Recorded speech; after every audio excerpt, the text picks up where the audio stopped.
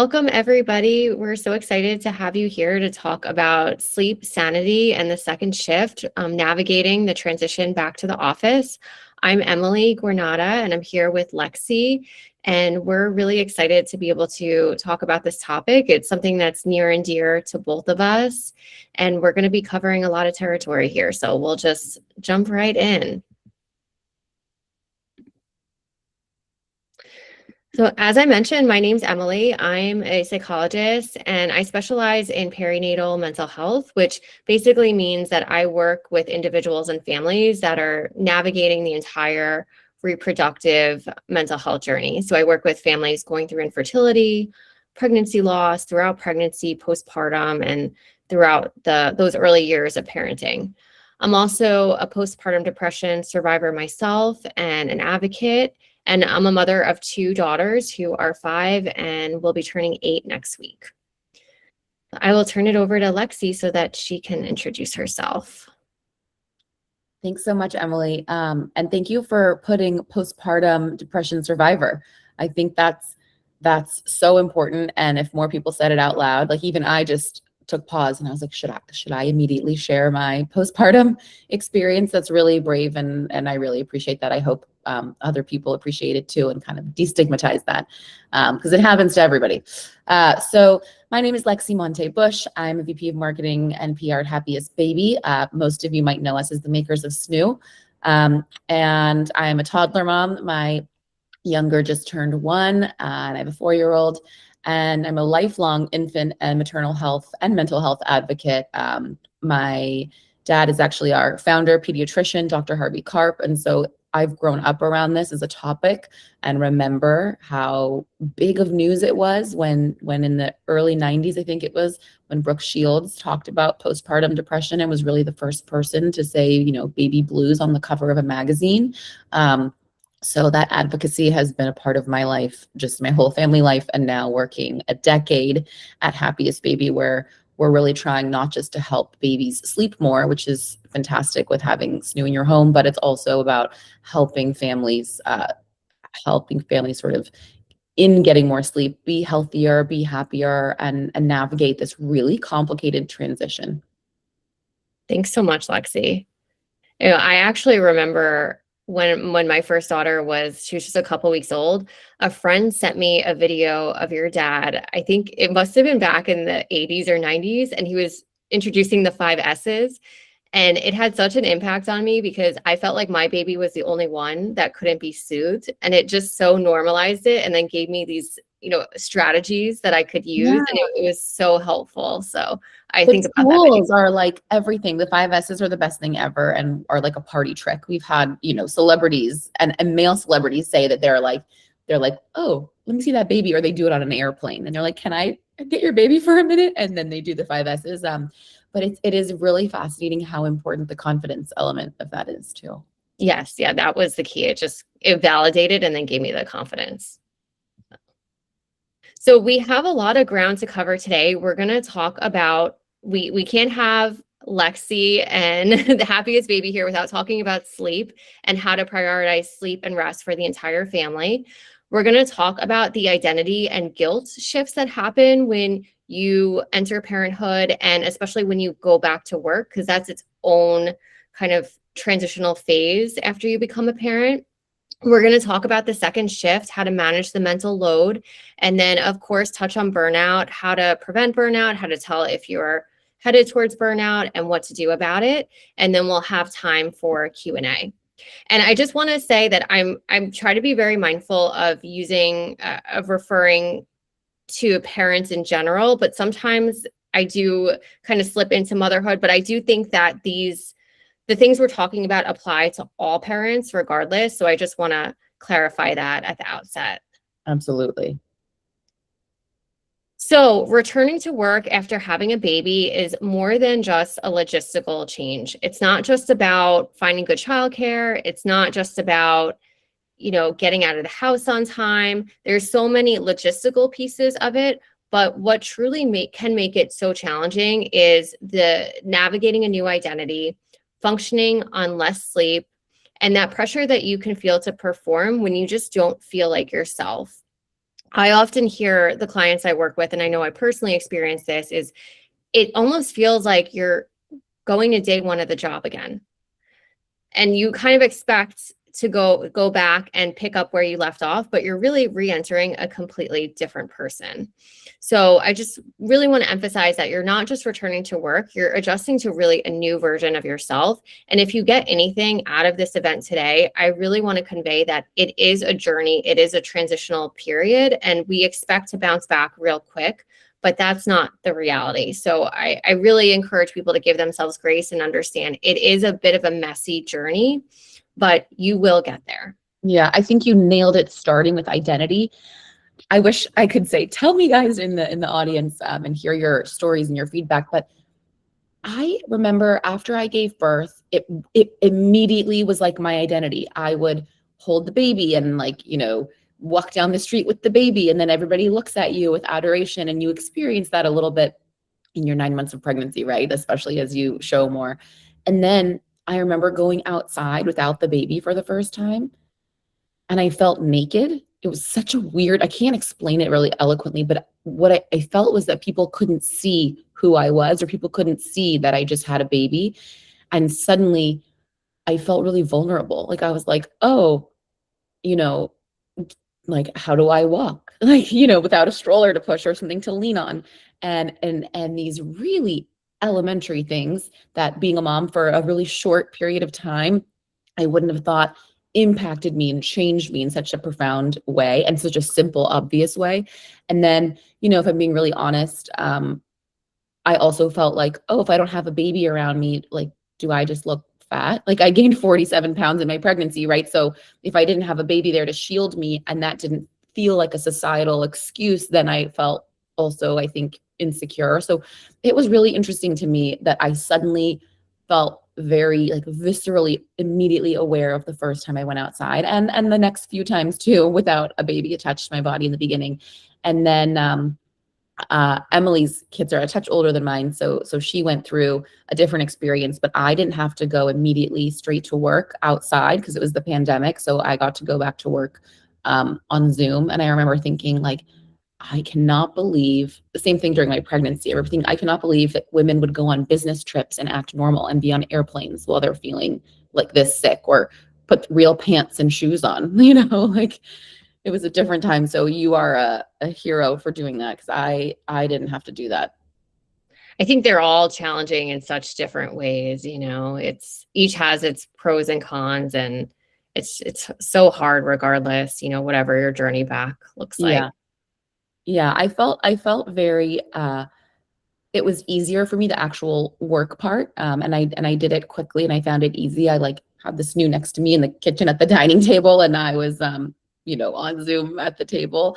And so the physical going back to work for me was easy, and being in meetings or producing work product was easy. The pressure to perform for me wasn't during kind of 9 to 5. It was learning and struggling to learn how to balance, now having maybe a boundary. Whereas before, like, if I didn't have a productive enough day, I could, turn something on and work on a deck at 11 o'clock at night.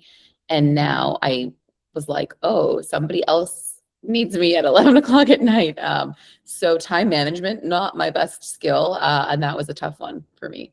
Yeah, I think even if you're great at time management, becoming a parent completely turns that upside down. Yeah. You have to relearn that skill. Okay. Tell you when I've learned it. So I love to do a poll. When you think about going back to work, what worries you the most? Is it you're concerned you won't get enough sleep to function, keeping up at work, trusting childcare that your child's in, managing pumping? That was something that really concerned me. Not feeling like yourself, or maybe something else that's not on this list. We're going to be doing a poll, so please feel free to drop what your biggest fear about going back, or if you're already back, what your biggest fear was when you were approaching going back. I know I was really concerned how I was going to get out of the house on time and get to the office. I was just, again, the time management, it was already hard enough when it was just me, and now taking care of someone else and getting myself ready and getting out of the door on time just felt like an impossible feat until I actually started doing it. And then I, was able to trial and error and figure it out. But that anticipation of not knowing what it's going to look like is really scary. Also, like, maybe you have different fears with different pregnancies. Like, I actually weirdly handled the newborn phase, maybe because of my line of work. Like, I was like, what's everyone's problem? This is so like chill. And then I had a second baby and I was like very unwell and was like, what have I done? So I did not handle the 1 to 2 transition well at all. It was so overwhelming. And like any time I was like, oh, I learned last time, I know how to do this, was like a humbling, rude awakening. Like, no, you do not. It's a totally different experience. Yeah. Do we have any poll results, Lexi? We did. We had 6 votes in the poll, and the leader was trusting childcare with 3 votes. Oh, that makes sense. Yeah, that's a big piece. And if you had to go out of the home to go back to work, like, it can feel way too early. It's hard to hand baby over to somebody else. Yeah. So we're going to talk about sleep, and this is Lexi's area of expertise. So I'll turn it over to you, Lexi. Thanks. Well, as you see on the slide, 60% of new parents report significant sleep deprivation. And what's crazy, there was a study actually done out of, I think, Monash University in Australia that showed that the cognitive equivalence essentially of being drunk was getting 6 or fewer hours of sleep per night for a week in a row or longer. And like, new parents don't even get that, right? Because it's fractured. Maybe you get a 2 or 3 hour stretch or a 4 hour stretch and a 1 hour stretch. So it's really rough, the sleep deprivation. And I think nothing can really prepare you for that. A lot of families are really lucky with SNOO and they get that longer stretch of sleep, especially earlier on in their journey. But it also feels like it's banked. Like, when you're tired, you don't just like have a good night tomorrow and you're all good, right? It can feel like you're still tired and that's why the phrase, I think, exists of catching up on sleep, because you kind of do feel like you have to catch up. So it's a tough one. Definitely feeling that this week with the daylight savings time change. Yeah. And I hate that phrase, like, with daylight savings or with any other changes, and especially introducing all these new sleep schedules. And even if you're already past the newborn phase and your child is having some kind of regression or teething or these external factors, like, that sentence, sleep when the baby sleeps, is the most infuriating sentence, I think, maybe in like the history of humanity. It is just brutal. And I think the reasons for that are here, which is you're going through that to-do list. You have such a big mental load. Your brain won't shut off. You're really waiting for that next wake up. You're maybe dreading it. I know I had a lot of like weird dread where, if my husband would travel for work, I felt so full of dread. The anticipation was worse. Like, he was gone and I was fine and I did great. And sometimes we even had our best night of sleep, but the dread can really, really mess with you as you're waiting for the next thing. And then scrolling, I mean, that's my coping mechanism. I need a new love language. My coping mechanism is scrolling myself to death. And then I'll fall asleep and wake up to the sound of the phone thudding on the ground off the bed. And so I think even though your body's really tired, your nervous system is on high alert. I just read something really recently, and I know you're the expert here, but I happen to have ADHD, and I thought it was really fascinating that, people are like, if you're tired, go to sleep. Or if you stayed up late or the baby was up late or you were working late, then you shut your lid and lie down and close your eyes. But that's not how it works for me with that kind of hyperactivity in my brain where I'm grabbing at different concepts. And one thing here reminds me of something somewhere else. I needed that time to like feel a transition, right? So it's the only time where somebody doesn't want something or your phone isn't getting texts or your emails aren't coming in. And so like, I think however late you start, it can often feel like you can't hurry it up and cut it off and lie down and close your eyes right away. Like, we're not robots, right? So you need that extra buffer sometimes, and it can be really frustrating. And then also I think like Sometimes you miss fun, right? Maybe you want to watch a movie or, catch up on a Netflix show. And like, honestly, you don't want to go to sleep, even though you're bone tired. Yeah, it's the only time that you have to yourself. Yeah. In some cases. Yeah. And so I really think it's important to share that when baby sleep improves, and that's, with the video Emily referenced using the 5 S's, you can see that for free on our site, but swaddling, shushing, when you're able to calm the crying, because crying is also a big trigger for upset, for increases in heart rate and stress and hormones and like cortisol. When you can get your baby's sleep to improve, the parent's mood improves, stress decreases, work performance can improve, absenteeism at work, getting sick, all kinds of things are really directly correlated with sleep. There's a lot of science to immune systems and health and wellness and sleep, and even exercise performance. I haven't worked out since I gave birth to my first child, which is really bad. But I've heard a lot, and there's a lot of research about even, your muscular and physical performance working out. So it's really not selfish. My mom used to tell me as a kid this, and I used to think it was really selfish, and I didn't understand it. And as I got older, it made sense. But she would talk about the oxygen masks falling from the ceiling, and we traveled a lot as a little kid. And so I said to her, why does it say to give it to the grown-ups first? That's so mean, because what if something happens to the kid? And she said to me, you have to help yourself before you can help anyone else. And like, it was a hard thing to process, but it really made so much more sense, especially like into my kind of late 30s and early 40s. I was able to then have that moment and be like, oh, my mom was onto something.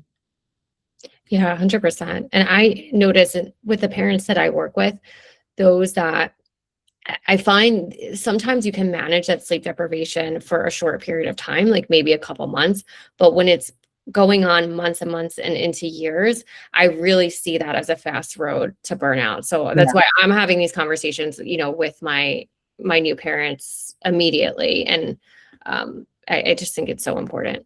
Yeah. And they said some of the ways that you can really get that going, it sounds simple, and we don't want to sound at all like, I can't think of the word I was meaning, but it was sort of like patronizing. There we go. Mom brain. Got it. But I think that the most simple tools really are the most helpful ones. So getting that simple, like replicable, repeated routine is key. We recommend using white noise. And so if you do use white noise for sleep, which is the best thing ever, turning that on 30 minutes before or even 20 minutes before bedtime will start to then signal your brain with like a very traditional conditioned Pavlovian response that it is time for sleep. And it really does lull you. You can use like any machine. I like our little Snoopy. I use this in my adult bedroom, not just for my kids. But especially when I travel or there are disruptions, like, doors closing and that kind of a thing.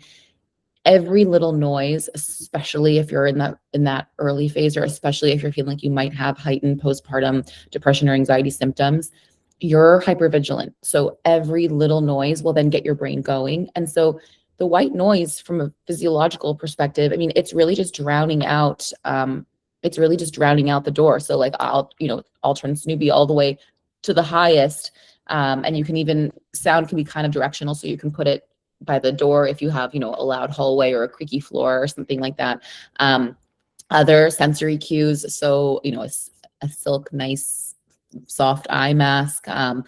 Some lotion. Scent is olfactory is a really interesting thing for your brain, and it can be a really calming thing. A little bit of like a lavender oil or something like that to get you feeling the effects of de-stressing and winding down.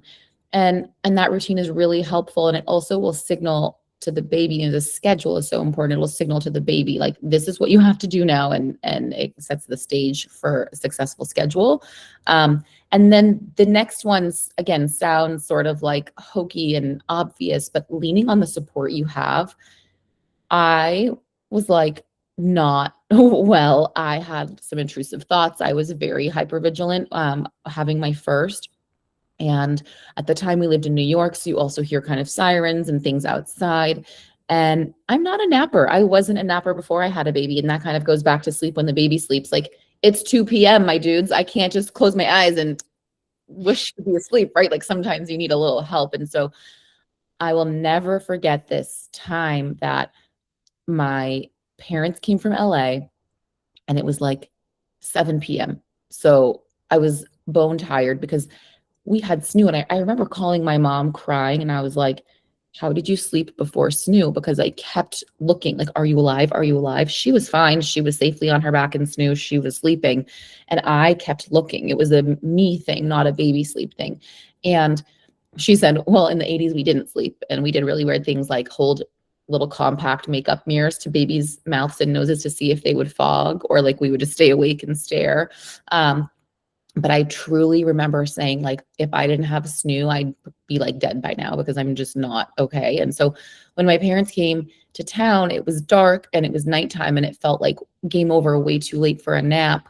And I was really mad because I was like, I don't know, 37 years old. And my dad took me to my room and put me in the bed and took away my phone and my computer and turned on my Snoopy, the white noise machine that I just showed you, and made me go to sleep. And it sounds crazy because you feel like nobody can make you, but sometimes you can. So if you're struggling with sleep, a part of that is you have to sort of just force it, like tell yourself it's time, cover your eyes with the mask, lie down, get rid of everybody, send them out the door.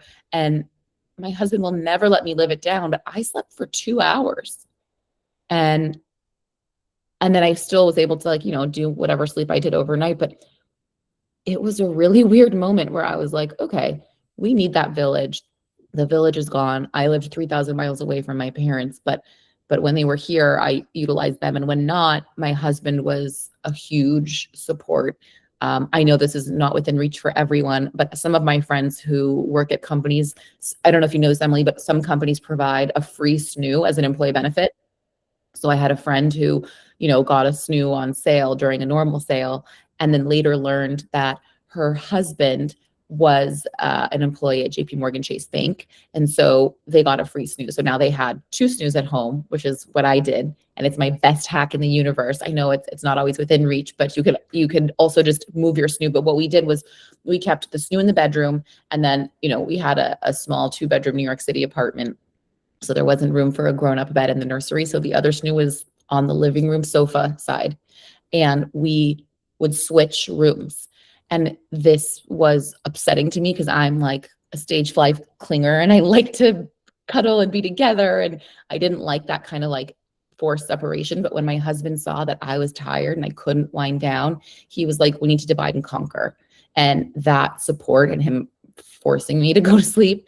And then we would take turns feeding the baby, and then we would put the baby into the other person's SNOO in their sleep space, zip her into the sleep sack, and walk away. The other person didn't hear anything because the white noise was on to shush the kind of sounds that were happening.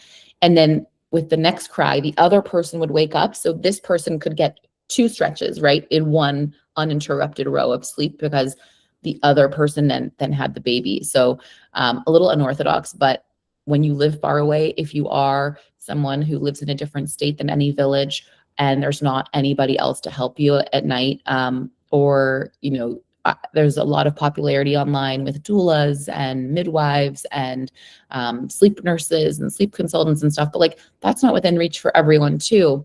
Mm-hmm. As with SNOO, for a couple of bucks a night, you can rent a SNOO, and then you're really able to kind of divide and conquer. Again, I didn't like it in theory and I resisted it, but I realized quickly that it was saving my sanity and my mental health and, quite perhaps my life. So that was key for us. And it's temporary too, right? Because I know in the moment, I remember feeling like, I don't like this arrangement and thinking this is going to go on forever. And then you realize it's a couple weeks that are really tough. And then we can start acclimating to kind of our normal arrangements or ease back into them. Yes. So we've gotten to some of this, but creating those buffers and creating other ways to help your brain shift. There's a sort of media mogul, Ariana Huffington, who always talks about the importance of putting your devices to sleep also, which is my number one parenting flaw. And I will tell the truth here that I can tell you what to do, but I'm not doing that one. But the research is fantastic about putting the electronics outside of the room. And so if you depend on a monitor, if you can get like an old phone or an old iPad or any kind of device that's not your actual phone connected to your texts and emails and social media and is the dummy technology just for your camera and baby monitors, you can keep that in the room, but you go and you park the phone in the phone's bed. They actually sell like cute little beds for phones or little easels and things. It's like, it's kind of fun. And it can become something you do with, you know, your toddlers and your whole family and your partners.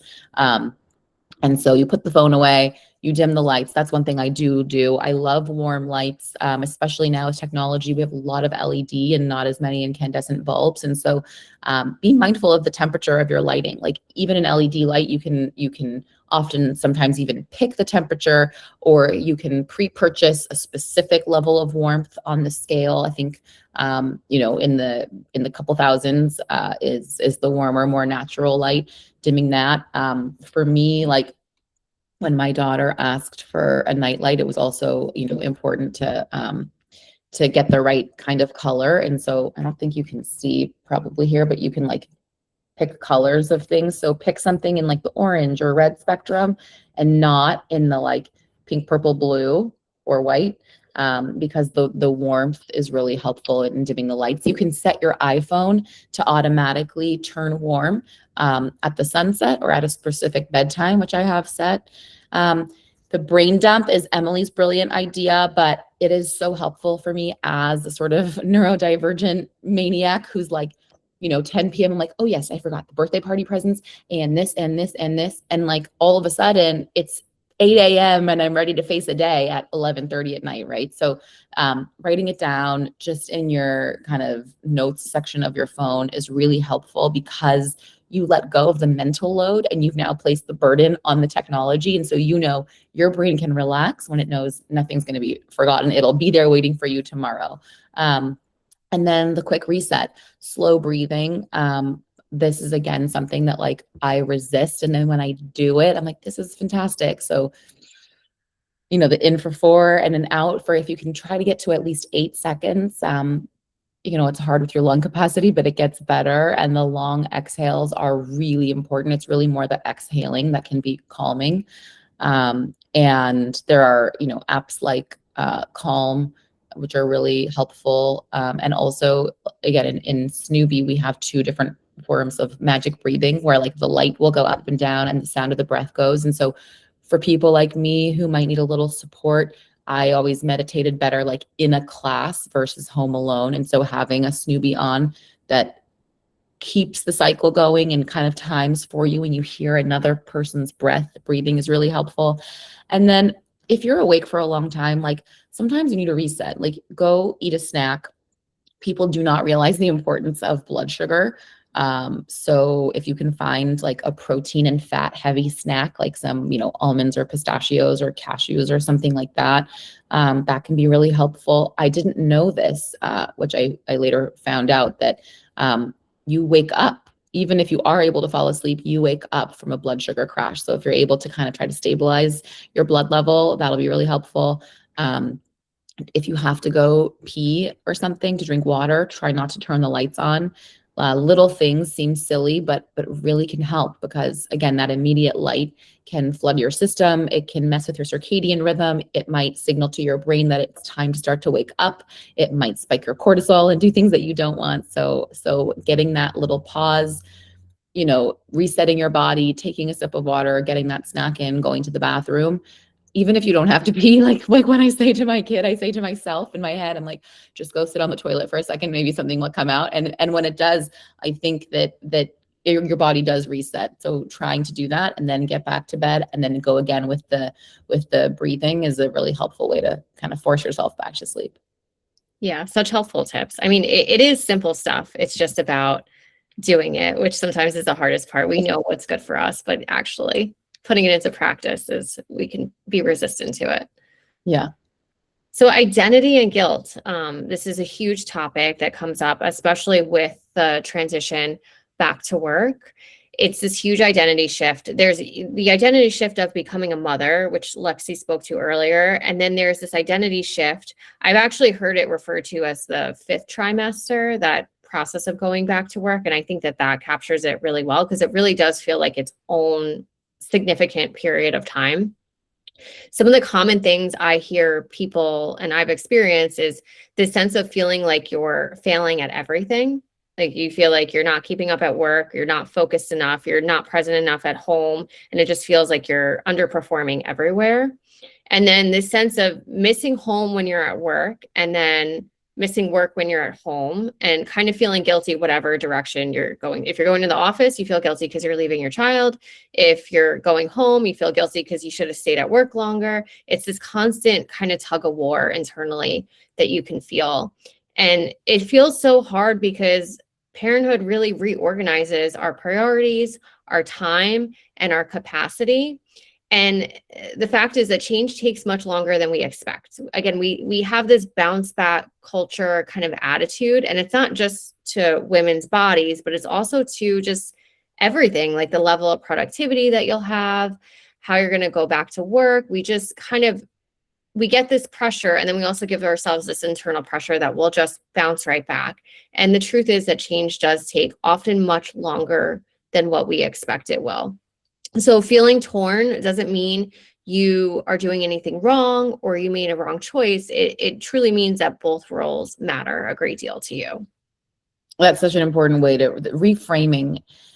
I remember I spoke to someone really wise, and I didn't know how to do something. And I was like, you know, I have some deficiencies. And she said, you don't have a deficiency, you have a skill gap. And I think that that is the most subtle, small reframing. And sometimes that can help you so much. And as you were talking, you know, change overall does take longer than we expect, but it reminded me about even data about changing tasks or changing attention. Mm-hmm. And imagine what you're trying to do. You're trying to keep a human alive and take on a whole new identity and personality and roles and responsibilities and job and, you know, all of that. And then continue with maybe your old life or re-navigating, returning to work, or some people even get a new job. They maybe take a little longer off, and then they do these pivots, these big life pivots. And like even day to day change takes longer than you expect. Like getting in the car, right? Like it's not just the shuffle, especially for those who have babies and not big toddlers to tell, put your shoes on 5 times. It's like just the attention shift in your own body. It takes longer than you expect. And then feeling prepared, showing up to work, being able to focus on that task at hand, it all takes a lot longer than we expect. And it's really hard to experience that, because that, I think, could be what fuels a part of feeling like you're underperforming, because your mind is pulled in so many directions and concentration can be really difficult. And there's really amazing research for women lately for creatine and other supplements that can be really helpful for your memory. I'm really struggling. Like my team, if my team at work could come to this call, I will fully say something and like have a whole spiel, you know, let's launch this product. And then in a week, I'll be like, I'm so sorry, this is like last minute, but I just have this idea. It's been gnawing away at me. Can we do this? And you know, my right-hand partner at work, she'll be like, you said that a week ago. And I would be like, if you had it, you know, $1 million riding on that, I would have bet against. Like, I don't remember. Yeah. And the little things, like you don't remember if you swallowed the pill or if you ate, or like if you gave the baby the last bottle and you're like, this is basic food and sustenance. How can I not remember if I gave her a bottle? But like the memory is really hard. So supporting yourself, doing little tricks like switching your ring to the other finger, right? Like so that if you're like, oh, that feels weird, before you move it back, your brain can connect, why was it over there? And then it helps you remember something. Or, you know, switching hair ties. Sometimes people do that kind of thing for like switching sides of which breast was the last breast, where they move the scrunchie on the other side of the hand, or any of those little tips and tricks. But also like supporting yourself. Sleep, again, critical for your memory, but also things like protein and creatine and these things that we now know can really help. A single dose, it was like 15 or 20 grams, which you could like fit into a smoothie, had immediate like immediate same day, same hour type of thing. Don't quote me on the time, but like, very immediate cognitive protective effects on your memory. So I'm like just starting my creatine journey and being like, maybe I don't need a neurologist and I'm not broken. I just need more support because our body is so different and depleted and distracted in this identity shift. Yeah. And I would add just to be kind to yourself about it, and I totally relate to that. I remember being newly back to work and sitting with a client and then just my brain just feeling completely blank. Like, I don't know what to say back to them. I'm not even quite sure I processed what they just said. And then the self-doubt and the judgment and all the things that makes it 10 times worse, versus when we can say like, this is a common experience for where I'm at in my journey. And I will get back to my same sharp self eventually, but this is kind of where I'm at now, and let me give myself grace. Actually, that's really important. That imposter syndrome stuff is not just for work. Like, you can feel that as a mom. You can look around at all the other moms and be like, their kid isn't crying all the time. Their kid is sleeping. Their kid is already crawling or babbling or whatever is the next milestone. Or like, for me, it was washing my hair. Like, how come all these other moms can always have clean hair? Like, I couldn't. Maybe it's because my hair is long, I'm not helping myself, but I felt like there wasn't enough time to go to work and see my kid and like wash my hair. Like, it just felt too much. And so you also feel like, God, if they only knew how bad a mom I was, or if they only knew that I wasn't doing those things, or, lunchbox envy. Oh my God. And Instagram doesn't help that, because people have all these ideas. And even if you maybe aren't lazy or rushing and busy and distracted like I am, and you maybe have a kid who doesn't want to try new things, right? Like, you can't do the lunchbox. There's so much imposter syndrome that we talk about in the workplace for women, both in therapeutic and business settings. But I think motherhood can give you imposter syndrome, and you can look at all the moms in that comparison. What is the saying? Comparison is a thief of joy. Like, man. Yeah, it's bad. And you're right. Social media just elevates it beyond what maybe previous generations had to cope with.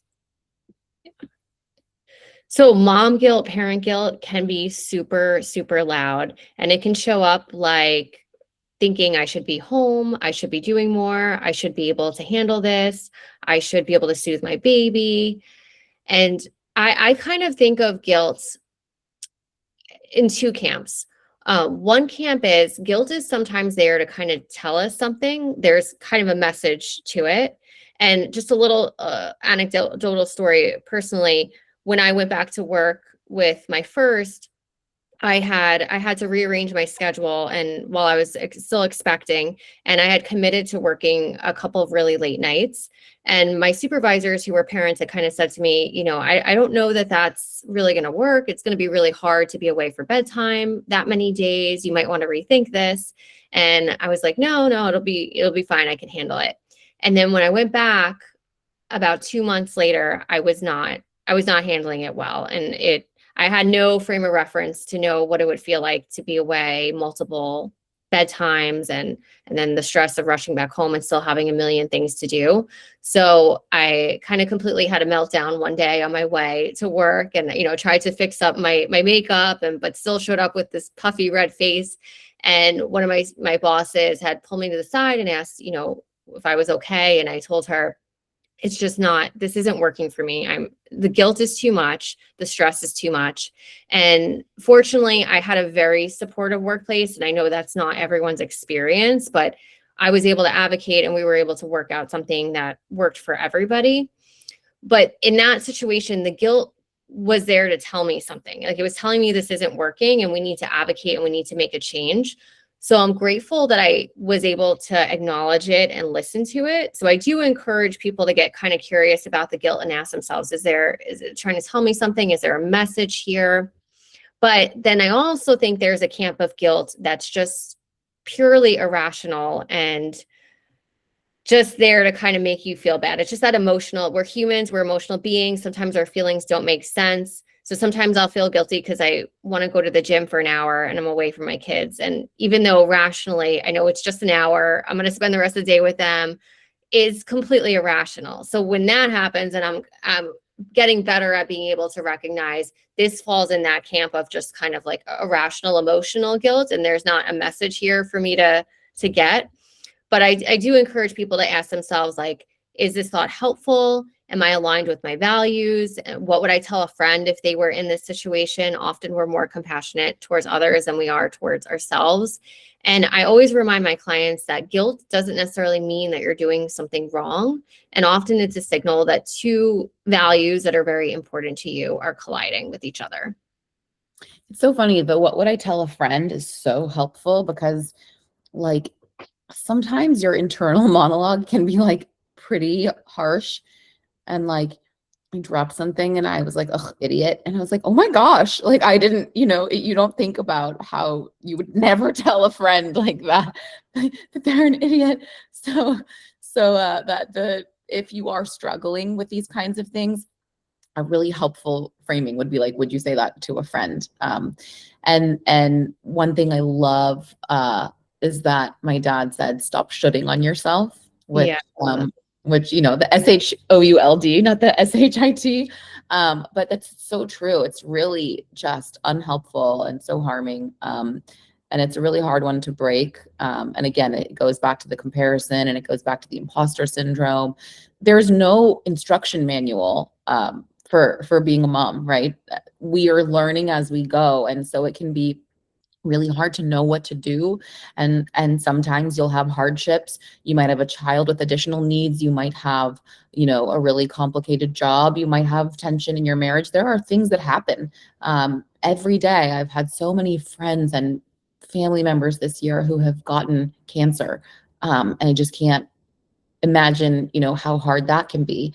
And that's happening to a lot of people, right? There are other things happening behind the scenes that you don't know about. And those are all really heavy. And if you're carrying that, that's really heavy. And, it can be easier said than done. But as Emily said in an earlier slide, like give yourself grace, give yourself kindness, give yourself permission.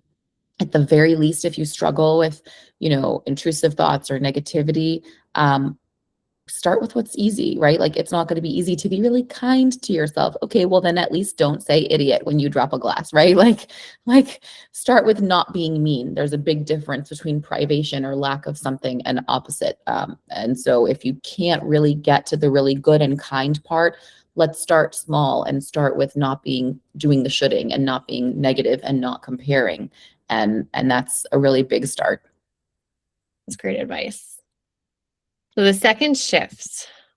Oh my God. The second shift is quite literally the second shift that you do after you work your first shift. I think the morning, the couple hours in the morning is its own shift, and then work is its own. So maybe we're on the third, fourth, fifth shift of the day, but there's so many pieces of it. There's the physical labor of cooking, cleaning, taking care of the kids, taking care of yourself, the mental labor of planning, tracking, anticipating everyone's needs, and then the emotional labor of soothing, mediating, regulating the household, who needs what, who's emotionally dysregulated, mediating when you have two kids and they're both emotionally dysregulated and they're getting upset with themselves, regulating their dynamic. It's a lot. And most of it is invisible. So it's not physically apparent that this is something that you're dealing with, but it's like those hundreds and thousands of tabs that you have open in your brain. And parents don't just return to work, they're adding more work to their load. This sentence couldn't be truer. And Emily wrote that, and I saw it when we were preparing to present this, and I was like, oh, that's so smart. It's true. And it reminds me that as a super busy executive, we run marketing in 33 countries. It's a lot. And I've thought about the concept of how more and more of late, it became popular to add, mom or dad to your bio or your LinkedIn profile. And I was thinking how I'm grateful for this very minor societal shift, but it used to be something you kind of hid because it was a negative, right? Like somebody knew you had kids, even if you were the dad, they were like, oh, he's going to want to go to soccer practice, or, oh, kids get sick or whatever. They're going to be pulled out of the job. And now it's told honestly. And I think that's because there is so much physical labor, mental labor, and emotional labor that that if you want anything done, I mean, I'll say a parent because there's some really special parents out there, but a lot of the time the second shift really falls, that burden falls on women's shoulders. And so I'll say, like, I will hire a mom to get something done because it gets done because they have what's the mug, like Beyonce also has 24 hours in a day or whatever. Like, listen, like, we're all Beyonces, we all have the same amount of time, and yet somehow we get the additional, physical labor and all the other labors done. And I think that in that way, no matter how bad a mom you feel like you're a superhero because you probably did more than, your partner. And that's not a kind of dig on your partners. It's just that they have, a different burden. Maybe your partner's somebody who takes care of more of the mechanical or other physical parts of the household, or like some of my friends are like, I'll do anything, I'll scrub a toilet, but like I'm not taking the trash out, right? So like there are tasks you've given to them, but you do a lot. And I think that nobody realizes, as Emily called it, invisible. Like, does the toothpaste just appear in every bathroom? Like, no, it's not magic. Like, somebody had to think about it. And so realizing that you didn't just now have to return to work, you have added work both at home and at work and all around you, because that doesn't turn off, is a critical, it's a critical thing to realize. So I loved that sentence at the bottom. And then how do you rebalance it? So I'm a big fan of having really open dialogues amongst partners as early as possible. So possibly before you're expecting or while you're expecting, or if it has to happen after, but the conversations of really what the roles are and how they're going to be divided is super important. And part of that conversation is who's going to own what task in the house. And when we say, or not just the house, but also, more generally childcare and everything. When we talk about ownership, it's owning the whole task. So if that involves planning, the actual follow through of the task, the actual doing of the task. If your responsibility is to order the groceries, then that's your responsibility. So I'm not going to be, reminding you that this is the day to order the groceries. I'm expecting that you're owning that task from start to finish, and vice versa. So that clear and direct communication between partners is super important. Defining the domains of responsibility, who's going to do what. I mean, right down to who's going to order the groceries, who's going to make the doctor's appointments, who's going to call out sick when the kids are sick, and allowing each other to do things differently than you might have done them is also super important. This comes up a lot where, not to classify genders, but often women sometimes have a little bit of trouble, giving tasks to their partners because their partners might not do it the way that they would prefer. But 80% done is awesome. So just we have to kind of accept and give people grace too, and how they're going to complete a task as long as it's done. Yeah.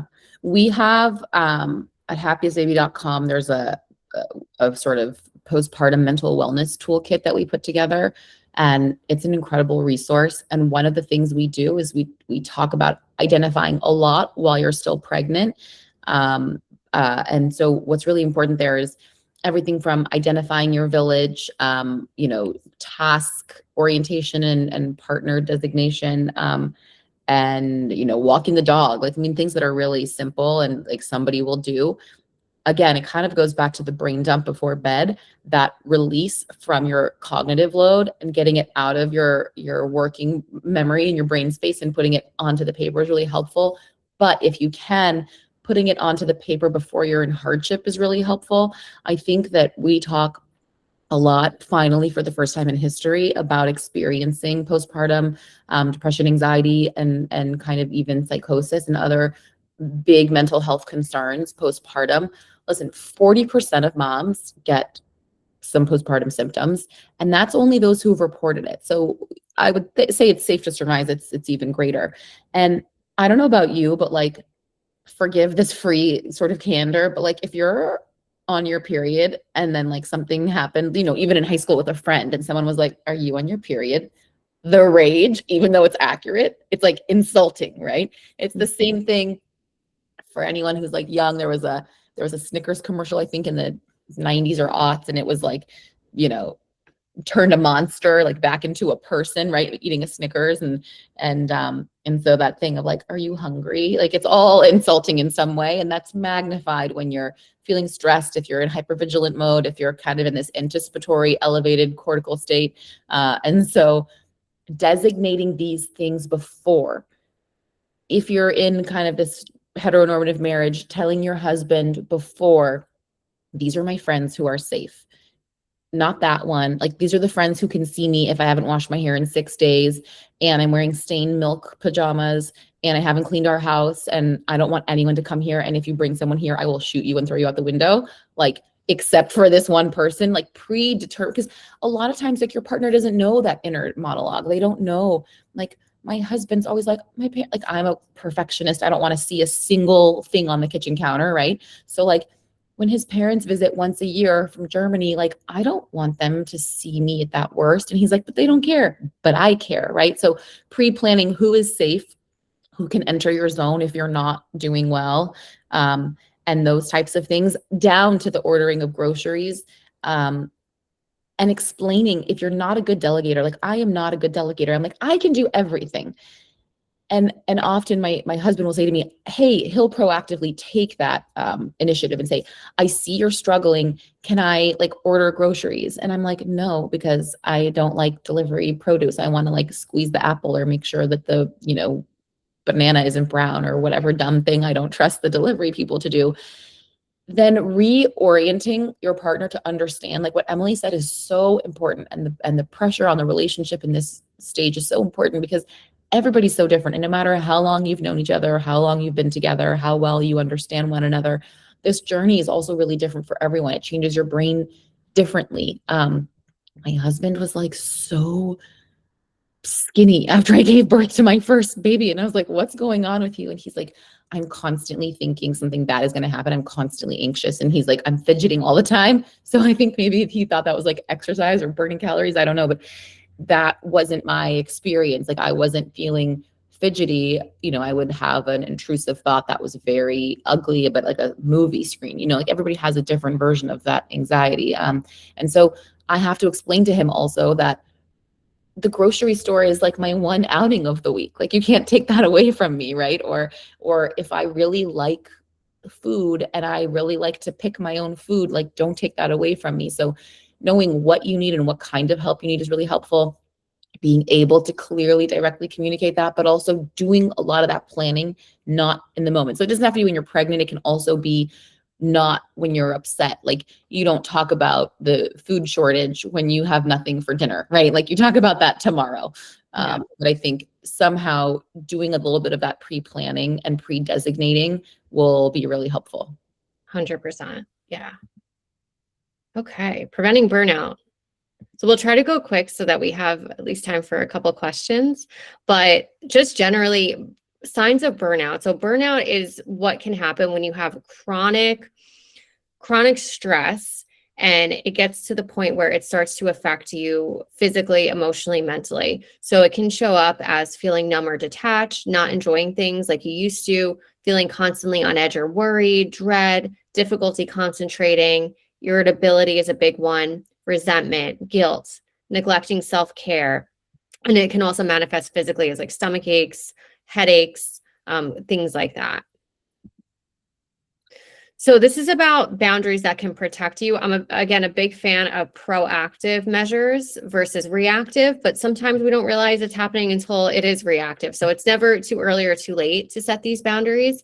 But like Lexi talked about, protecting your sleep when possible. We know sleep is so important, and finding ways to get that rest, prioritizing it over non-essential tasks. I know, again, like as women, a lot of us feel like we can't relax until everything is organized and clean, and the laundry can wait, I promise. Setting work limits early, communicating expectations, availability, meetings, workload, lowering the bar at home. Again, not everything needs to be done perfectly or right away. Focusing on what truly matters in the season, and then sharing the load, having those open conversations, clarifications about what responsibilities each person is going to fully own. So we would love to take some questions. We have a couple minutes if you have any questions for Lexi or myself or both of us, please feel free to drop them in the chat. I actually won't be able to see the questions. So Lexi, if you see any come through, let me know. As we're waiting for that though, do you want to just share a little bit more about Happiest Baby I know you touched on it, but for those who are not familiar? So Happiest Baby is a tech and science and research-backed company that creates really smart parenting solutions. SNOO is our biggest hero product, and that was really a game changer because it's been almost 10 years since it came out, and it was the first and only smart bed for babies in history. There had been no innovations in baby sleep for millennia, plural, right? Like, I think in some Scandinavian countries, they still just give you the baby box to indicate how nothing babies need, but it turns out that's not right. And especially here in the US, some cultures still are very kind of community oriented and have a village, but I lived 3,000 miles away from my family, and there's so many Americans who do that, or people from other countries who are here. And so you really are on your own in this more nuclear. It's really the first time in history that you have this only nuclear family. We used to have, as my dad would say, like 100 nannies. You had the neighbors and your grandma and your aunts and the kids down the hall, right? Like so many people to come help hold your baby. And so it was really designed out of a need for some support. And then we started to realize there were other areas we could help with. So we created the only pediatrician designed swaddle that's organic and safe. And these, Snoopy, the sound machine that also has mindful breathing and lullabies and all of these things. And we just kept coming up with necessity is what do they say? Breeds invention, is the mother of all invention. Again, with mothers. And it's like, even in having my first baby, then we invented like a comforter, sleep sack for SNOO. So like we were really iterating based on our own needs as a family and how that probably affects all the other families in America. So we're super happy and proud that now we can provide SNOOs to everybody. We're used in about 185 hospitals around the country and in some other countries. And then we provide SNOOs as an employee benefit to about 200 companies plus. So they get a free SNOO for 6 months. And it's not just for moms, it's for dads. And some generous companies even offer it for grandparents, which is fantastic. And if you are curious about that program or how to get your employer involved, you can go to happiestbaby.com and fill out a form, or you can DM us on Instagram or LinkedIn, and we'd be happy to tell you about the program. There's no upfront fees or anything. It's a fantastic, easy thing to just like turn on for any company. That's so amazing. I had a SNOO with my second, and it was definitely a game changer. And the confidence that it gave me too, and the relief was really significant. Thank you. I love that. And thank you so much for this. This was so great. And it's a good reminder for myself. And I know that it's the same kind of stuff that we talk about with my friends and the preschool moms. And it's really a struggle for everyone. It's a real equalizing factor and humbling for everybody. And you have such wonderful tips and tools. And we're so grateful to have met Phoenix Health. I'm really excited to watch you grow and get your ideas spread around the country. Thank you so much. Yeah. And we provide online mental health support to families that are going through everything from infertility to loss, pregnancy, postpartum. And we provide care in 42 states. So always happy to help. But it was great. This was a great talk. And I hope that there were some good takeaways. And thank you for your time. Thank you so much. All right. Bye-bye. Bye.